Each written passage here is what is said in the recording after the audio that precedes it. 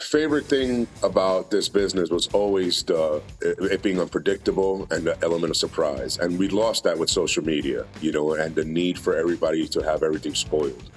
So the fact that right now of the what's going to happen, it's exciting for everyone, including us. We're backstage and we don't know, and that's exciting.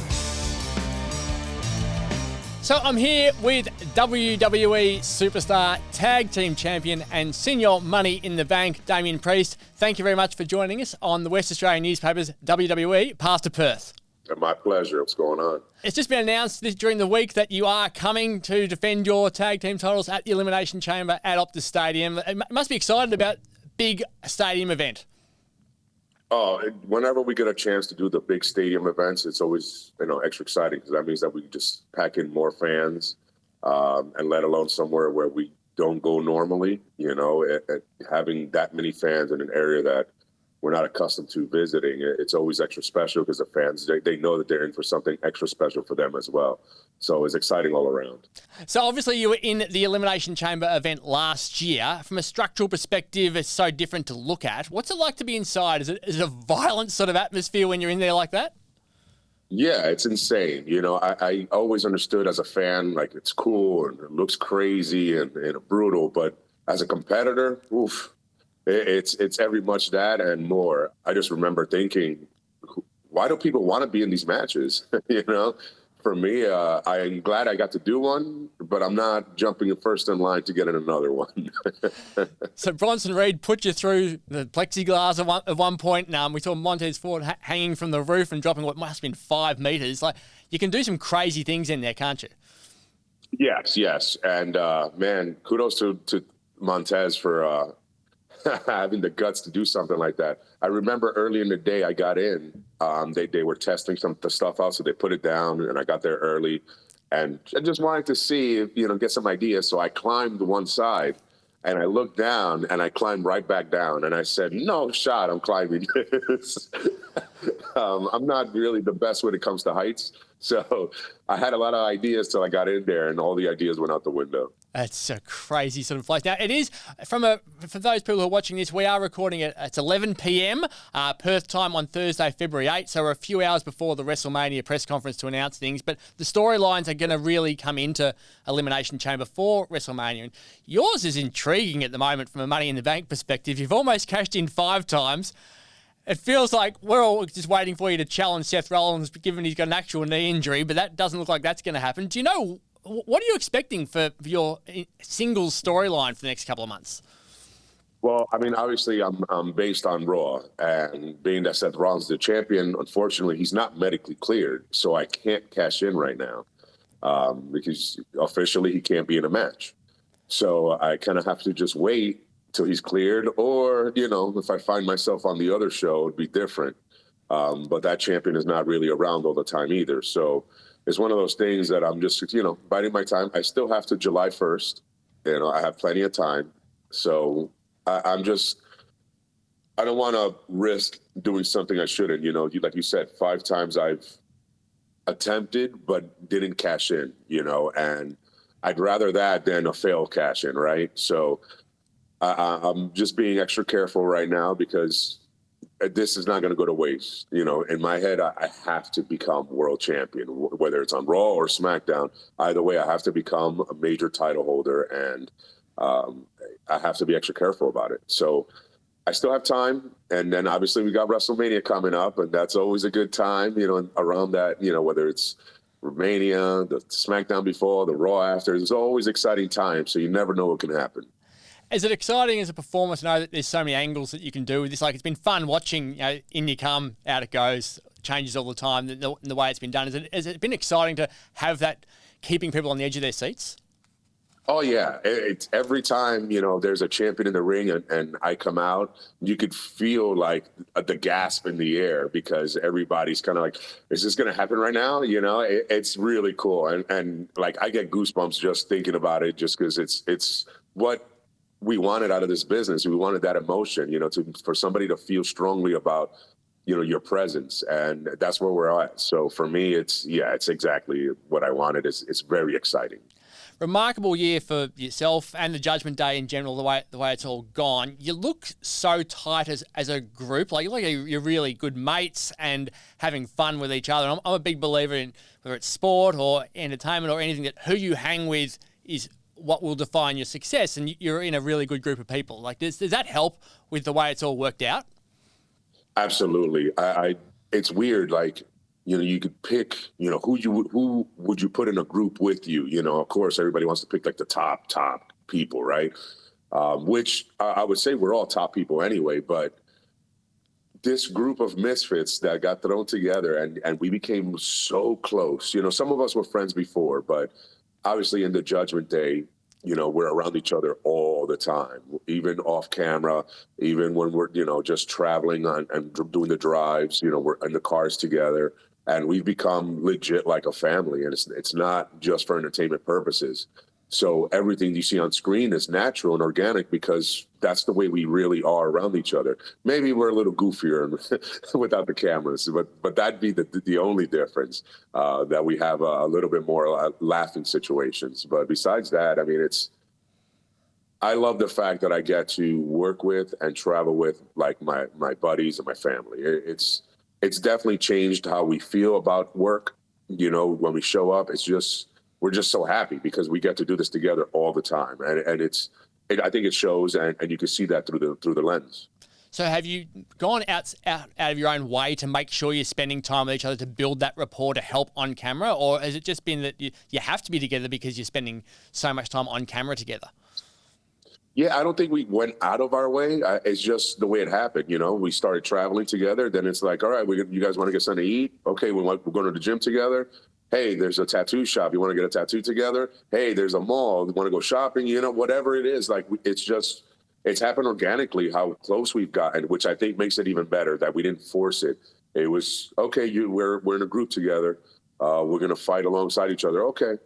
But then everything else came organically, and now it's like we want to defend each other, not just because we're in a group together, but because we actually care about one another. It's very special.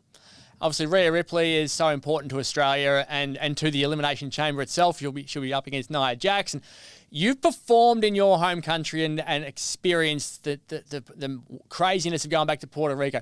What do you think it would be like for her to step out over here? And have you spoken to her about how she's feeling as this builds up for her? Of course. One thing is for me, I get to go to Puerto Rico, every so often. It's not as far. And it's a lot easier to travel to. And the show in Puerto Rico, while, for me, it was very special and what it meant to me, it's still top of the list as far as like things that I didn't even realize were important to me. And that's the most important thing I've ever done in my career. But the show wasn't about me. It didn't revolve around me. It was, more Bad Bunny, more the guys involved in the main event, This show in Perth is about Rhea, and I am so happy for her. And she is very giddy. She's very excited. She loves home, and she's been going crazy, like wanting to bring myself and Dom and the rest of the crew out to Australia. And now she's like, we're gonna go and we get to beat up people and have fun. And like we're talking about like getting in early so we could go explore and do fun things before the show. She's very excited, and she can't wait to show off her country to the world. Speaking of Rhea, when I interviewed her in December, I mentioned how she came to WA a decade ago to perform at the Coburn Youth Centre for New Horizons Pro Wrestling. I was at their outdoor show on Saturday, and it bucketed down with rain for about 5 minutes, which was unfortunate because we hadn't actually seen rain since November. So kudos to Jared Slate and Ryan Allen for continuing their event and making sure they were entertaining for everyone despite the risk of injury. They are back at Coburn on Saturday, so head down there if you can. They will also be at the Kenwick Football Club on March 23. Truth, will he be coming on over as well? Like, it's such a fun angle that it's come out with. It looks like you guys are having a great time with it. Like, how did it eventuate and what's it like? Who knows where Truth is going? I don't know if he's going to Australia, Japan. Who knows where he's going to end up if he gets on a plane? It's another one of those crazy things that by accident we just have a dynamic that the people have been going crazy about. And who would have thought R-Truth with a Judgment Day? It makes no sense whatsoever. Like any interaction, like I don't know, on paper you would just cringe because it just doesn't make sense. So you're 41, which means that you would have been an impressionable teenager in the mid-90s when the Attitude Era was on, when the Monday Night Wars were on. We see a bit of Scott Hall in your character. We see a bit of Undertaker in your character. We see a bit of NWO. We see a bit of DX. How much have you taken from that 90s era? I mean, you just said it. Everything. I like to take things in general that influence me that I'm into, whether it's movies, wrestlings, other sports, whatever. So yeah, big time. You just named everybody who, or at least a few people who really influenced me. The NWO and DX, hands down, and then individually, when you look at Scott Hall and Nash, Undertaker, Sting, like these guys were the people that I was like crazy about. And even Rock, there's just so many people that I just studied, and I didn't want to be exactly like them. I didn't want to do exactly what they did, but I wanted aspects of myself to be, influenced from that. And, it's like it worked for them. Why wouldn't it work for me? Especially taking little things here and there. And I mean, I'm here, so I feel like something worked. I did something right. And I owe it to, all my heroes growing up, from that era. Like, if it wasn't for them, I wouldn't be sitting here right now. Just in general, just the idea of what they were and how they made me feel emotionally. I was like, I want people to feel that emotion because of me. And that was my goal. And that's why I became a wrestler. So that era was so fun to watch because you didn't know what was going to happen next. And it was blurred lines between reality off screen and what was happening on screen. The past couple of weeks, it feels like that's back. Like the fans are losing their minds over, why did this happen to Cody? Or why is Rock doing this? And all that sort of stuff. Can you sense a bit of 90s stuff in this era over the past couple of weeks, especially? Favorite thing about this business was always it being unpredictable and the element of surprise. And we lost that with social media, and the need for everybody to have everything spoiled. So the fact that right now of what's going to happen, it's exciting for everyone, including us. We're backstage and we don't know.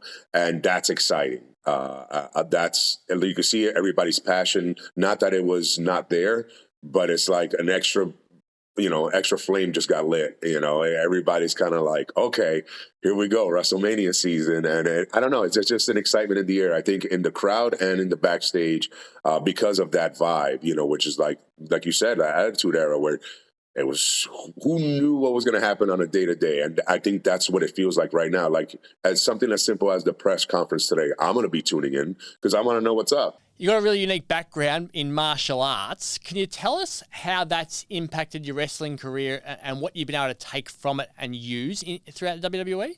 I think, if you watch my work from the get-go, you can tell how much martial arts has influenced my style. And it helped me get to where I am. Just the physical aspect of it, it's probably helped my body last as long as it has, just because of, the training and whatnot. Granted, my flexibility is not what it used to be, so I don't throw as many kicks and stuff like that anymore. But it clearly had a huge influence, and it still continues to do so. And I still try to. That goes with what I was saying about influences and taking what pertains to you. I've always loved martial arts, and so I incorporate it into who Damian Priest is. Movies, music, obviously, idols from yesteryear, and incorporate everything to make up what is Damian Priest. Now, as we said, the Elimination Chamber is huge for WrestleMania storylines, and you need to buy your tickets. We know with inflation and interest rates, it's been challenging for all of us. And let's face it, 10 million people who had Optus couldn't get on to buy tickets on the day that the tickets became on sale. But prices have been slashed. If you haven't noticed lately, if you haven't checked, they are fair income bargains right now. So go on to ticketmaster.com.au, have a look. You have a fair chance to get some amazing tickets that you didn't actually think you'd be able to get. So make the most of this opportunity. You can also watch it on Binge if you can't get there. But remember, it is Saturday, February 24 at Optus Stadium. Get there if you can.